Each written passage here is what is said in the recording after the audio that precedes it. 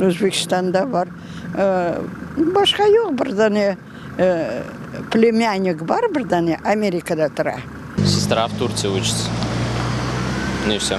За пределами уже никого не осталось. Остались и племянницы в Ташкенте живут. Что еще могу сказать? Остальные все сюда переехали. Сестра была, она вот Кеченде. А остальные все здесь, в Евпатории. Вот. В Казахстане. Потому что это там родина. У меня родители из Казахстана сами. И у меня бабушка с Казахстана. Во время депортации она, в общем-то, попала в Казахстан. И у меня как бы оттуда идут родители. Переехали уже сюда в 89 году. Потом мы живем здесь. А родственники там еще остались. Есть, живут в Турции, есть.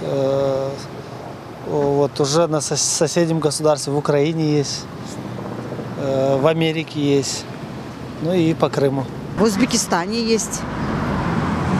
Брат, сестра, все живут там. В Израиле дочка. Нет. В Москве есть. В Узбекистане есть. В Нью-Йорке есть МТшка. Есть друзья, которые в Узбекистане остались.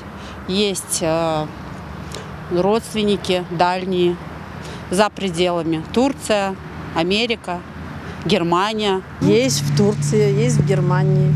В Узбекистане, да. Вот должны приехать, если их сметить все.